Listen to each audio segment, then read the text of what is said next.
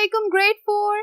कैसे हैं आप सब? मैं उम्मीद करती हूँ कि आप सब घर पे रह के खूब एंजॉय कर रहे हैं और साथ ही साथ इन तमाम वीडियो लेसन्स में जो काम रोज मिस रदा आपको कराती हैं उसको पूरा कर रहे हैं। माय नेम इज रदा खालिद एंड बच्चों, आज हम बात करने वाले हैं यूनिट नंबर 4 के लेसन 1 एंड 2 के बारे में। तो आइए जल्दी से आज के लेसन को स्टार्ट करते हैं। हाँ जी, तो ग्रेड 4 आज हम बात करने वाले हैं यूनिट नंबर 4 के बारे में। हम पढ़ने जा रहे हैं लेसन नंबर 1 और लेसन नंबर 2। सबसे पहले तो ये देख लेते हैं कि ये यूनिट किस बारे में है। ये यूनिट इस बारे में है, टॉपिक देखें, इंग्लिश स्पीकिंग कंट्रीज। आपको ये बात पता होनी चाहिए कि हर कंट्री, हर मुल्क की एक अपनी जुबान होती है, एक अपनी लैंग्वेज होती है, लेकिन बहुत सारी कंट्रीज या मुमालिक ऐसे हैं जहां पर इंग्लिश ही बोली जाती है। ठीक है, बहुत सारी कंट्रीज ऐसी हैं, ऐसे रीजन्स हैं, दुनिया के ऐसे इलाके हैं जहां इंग्लिश बोली जाती है और उस इंग्लिश को वहां की कंट्री के हिसाब से कहा जाता है। जैसा कि कनाडा में रहने वाले लोग बोलते हैं कैनेडियन इंग्लिश, ठीक है, जैसे ऑस्ट्रेलिया में रहने वाले लोग ऑस्ट्रेलियन इंग्लिश बोलते हैं। इसी तरह हम बात करते हैं जो अमेरिका में रहने वाले लोग हैं वो अमेरिकन इंग्लिश बोलते हैं। तो इंग्लिश बोलने वाली भी बहुत सारी डिफरेंट कंट्रीज हैं, बहुत सारे डिफरेंट मुमालिक हैं। ठीक है, तो हमने इस तरह के मुमालिक के बारे में यानी कंट्रीज के बारे में बात करनी है। ठीक है, हम यहाँ पे बात करते हैं लेसन नंबर 1 की। पेज नंबर 20 पे आ जाएं। पेज 20 पे आपको लिखा हुआ नजर आ रहा है लिसन एंड स्पीक।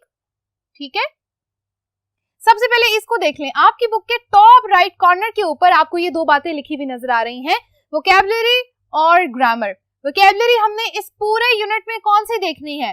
मील्स यानी तरह तरह के खाने, ठीक है, टी चाय, डिफरेंट कंट्रीज यानी कि मुख्तलिफ मुमालिक में मुख्तलिफ किस्म की चाय पी जाती है। हम इन सारी बातों के बारे में देखेंगे कि वो खाने किस तरह मुख्तलिफ हैं और वो चाय किस किस तरह मुख्तलिफ है। ठीक है, उसके बाद हम देखेंगे लोन वर्ड्स। ऑलराइट, तो ये बात हमें समझ में आ गई कि ये सारी बातें हमने पढ़नी है वोकैबुलरी में। उसके बाद दूसरी बात है बच्चों ग्रामर की। ग्रामर में हम देखने वाले हैं टाइम क्लॉज, और वो किसका होगा? प्रेजेंट के अंदर।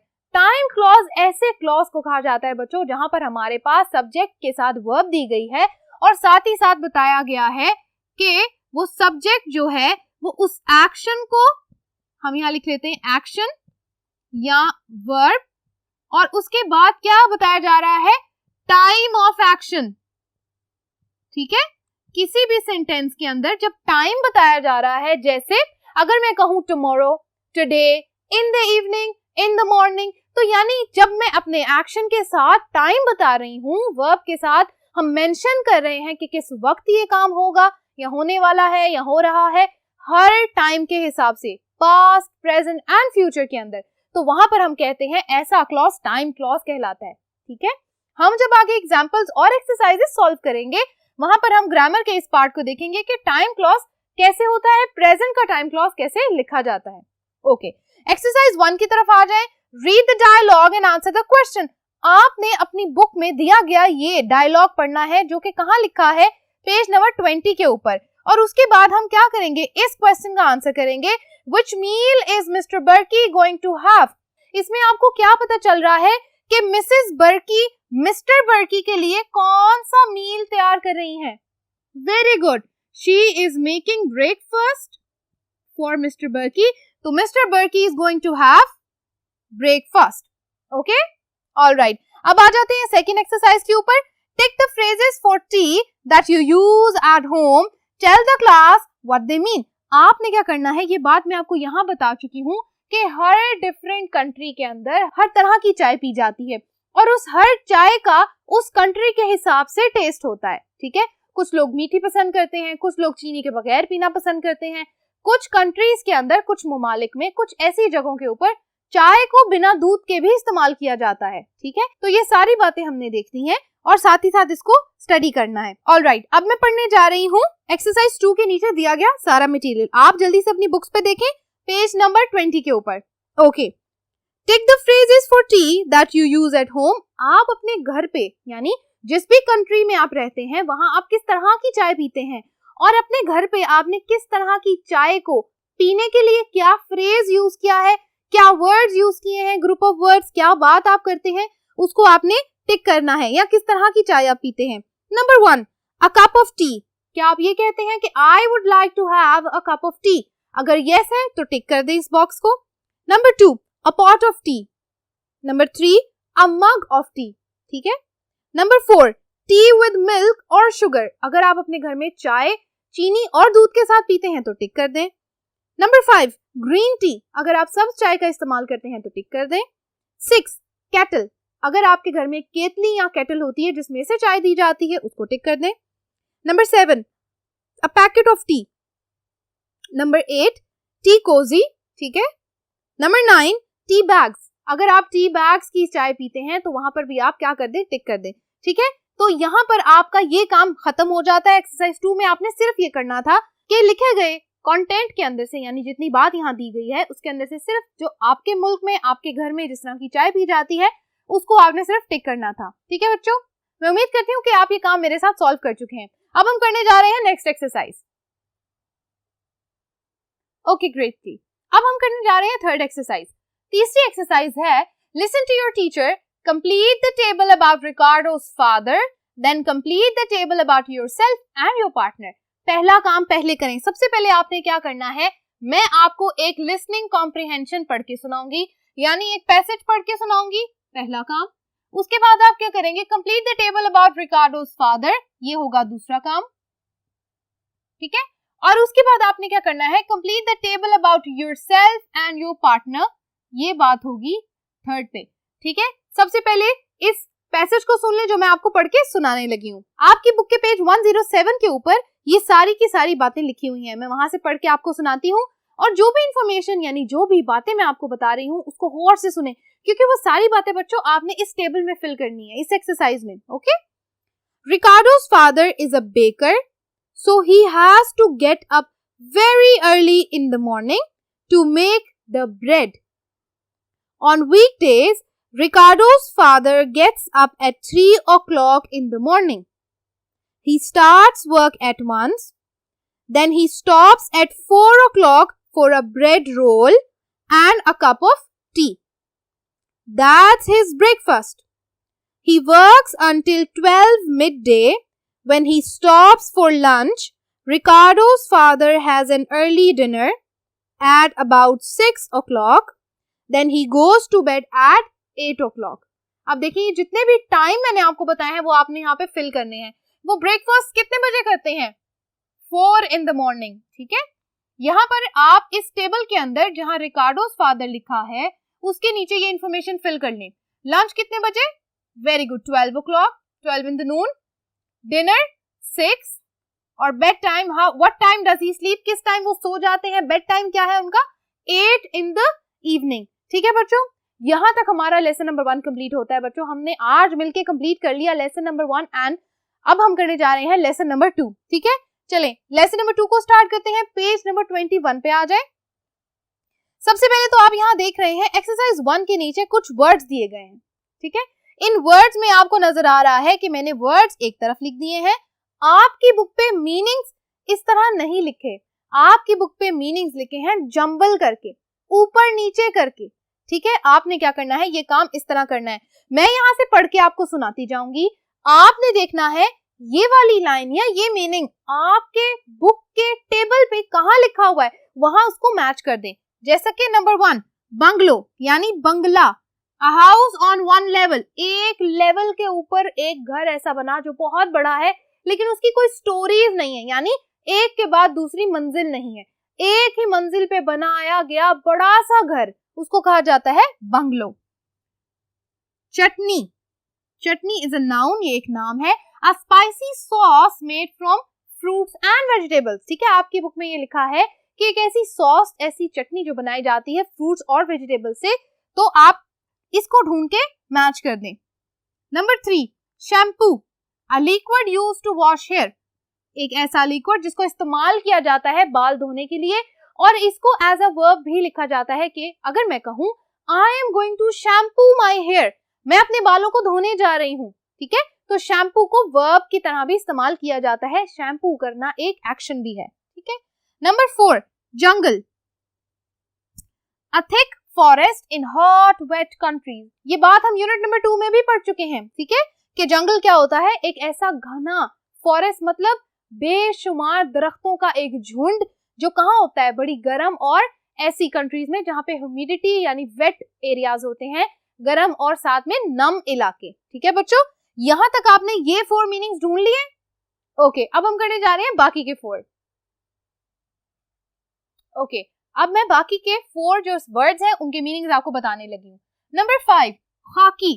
खाकी कहते हैं एक कलर को, ऐसा कलर जो पुलिसमैन पहनते हैं। पाकिस्तान के अंदर, लाहौर के अंदर आपने देखा होगा, जितनी भी पुलिस आपको नजर आएगी वो सारी पुलिस ने अब खाकी यूनिफॉर्म पहना है, यानी जो कलर क्या होता है, अ ग्रीन ब्राउन और येलो ब्राउन कलर, यानी एक ऐसा ब्राउन कलर है जो देखने में क्या लगता है, ग्रीनिश ब्राउन, यानी ग्रीन और ब्राउन रंग का मिक्सचर, और साथ साथ येलो और ब्राउन कलर जैसा।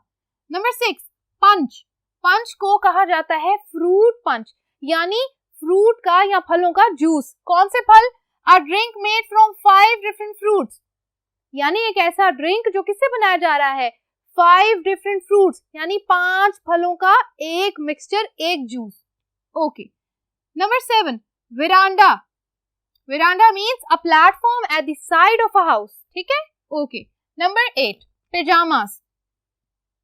सबको पता है पेजामास क्या होते हैं, सब पहनते हैं बिल्कुल जब वो नींद के लिए जाने लगते हैं, सोने लगते हैं। A loose jacket and trouser that you wear in bed, जिसको आप नाइट सूट भी कहते हैं। एक लूज सी जैकेट और ट्राउजर, यानी एक जैकेट और ट्राउजर, ठीक है, जो आप पहनते हैं कब, सोने से पहले। बड़ी लूज होती है, कंफर्टेबल होती है, उसको पहन के हम आराम से सो जाते हैं। ठीक है बच्चों, मैं उम्मीद करती हूँ यहाँ तक ये 8 वर्ड्स और इनके साथ साथ मीनिंग्स आपको उस एक्सरसाइज में से मिल गए होंगे। ओके, अच्छा, अब हम बात करने वाले हैं एक्सरसाइज नंबर 2 की। मैं यहाँ से आपको एक्सरसाइज 2 पढ़ के बताऊंगी, साथ ही साथ वर्ड्स यहाँ फिल करती जाऊंगी। ठीक है, number 2, complete the text with words from exercise 1। जो वर्ड्स हमने यहाँ पढ़े हैं, ये 8 वर्ड्स, इनको पढ़ के हमने क्या करना है, इनको याद रखना है, और जैसे जैसे हम ये टेक्स्ट पढ़ते जाएंगे, ये पैराग्राफ पढ़ेंगे, इसमें से इन मीनिंग्स को यहाँ पर हमने लिखना है। Okay, number 2। ओके, मैं स्टार्ट कर रही हूँ। One evening, Rudyard Kipling was staying in the jungle. He was sitting at a table on the dash outside his dash. First dash से पहले क्या लिखा है, V, तो आपको पता होना चाहिए ये वर्ड क्या है, veranda. Outside his bungalow, yes, अपने बंगले के बाहर। Okay, he was eating a dish of lamb curry and mango dash. Mango C, C के साथ क्या लिखेंगे हम, चटनी, मैंगो चटनी।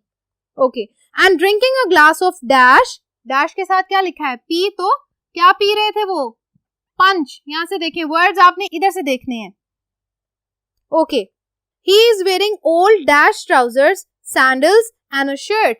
डैश के साथ के लिखा है, तो हमें पता है कि वो क्या पहने हुए हैं, खाकी ट्राउजर और साथ में क्या, sandals and a shirt. Very good, यहां तक ये सबने फिल कर लिया है। ओके बच्चों, इसी से मिलती जुलती है एक्सरसाइज नंबर 3। अब जो बाकी के वर्ड्स बच गए हैं वो हमने एक्सरसाइज 3 में फिल करने हैं। Okay, copy and complete Saira's letter to Sandra. ये एक लेटर है, इस लेटर के अंदर भी जितनी वोकैबुलरी दी गई है, मिसिंग वोकैबुलरी, वो हमने लिखनी है। मेरे साथ साथ ये फिल करते जाएं। Okay, hello, it's evening and I am sitting on the dash wearing my dash. I am sitting on the veranda, ठीक है, वेयरिंग माई पेजामास, मैं वेरांडा में बैठी हूँ और अपना पजामा यानी अपना ट्राउजर पहन के। Okay, and drinking a glass of dash, drinking a glass of, very good, punch. There is nobody else outside, बाहर और कोई भी नहीं है। My sister has gone to dash her hair, मेरी बहन कहाँ गई है अपने बालों को शैम्पू करने, धोने। ठीक है, okay, my grandparents' dash is on the edge of a dash. My grandparents' bungalow is on the edge of a jungle. ठीक है? Okay. So lots of wild animals walk around the house at night. तो बहुत सारे जंगली जानवर रात को इस घर के इर्द गिर्द घूमते हैं। ठीक है बच्चों, यहाँ तक फिल कर लिया आपने मेरे साथ, ये काम हो गया फिनिश। ओके, लास्ट वन इस 4th एक्सरसाइज। अब हम करने जा रहे हैं एक्सरसाइज नंबर 4। ओके बच्चों, अब हम करने जा रहे हैं एक्सरसाइज नंबर 4। इसको देख लेते हैं। Plural nouns ending in OS and OES sound, ऐसे प्लूरल नाउन्स जो कहाँ खत्म हो रहे हैं, OS पे और OES पे। मैंने यहाँ पर बोर्ड पे लिख दिया है। अच्छा, check the meanings in the dictionary on pages 116, 119। आपकी बुक के एंड पे यानी पेज 116 और 119 तक सारी डिक्शनरी बनी हुई है। डिक्शनरी यानी कि सारे मीनिंग्स दिए गए हैं वहां पे, ठीक है, आप उनको चेक करें। Right the Plurals on the correct line in your exercise book. आपने सारे प्लूरल्स इस बॉक्स में से लेके लिखने हैं करेक्ट लाइन के ऊपर। आप देखें आपकी बुक में इसके नीचे एक बॉक्स बना हुआ है, बॉक्स के अंदर सारे प्लूरल्स पहले से लिखे हुए हैं, ठीक है। आपने क्या करना है, दो ग्रुप्स हैं।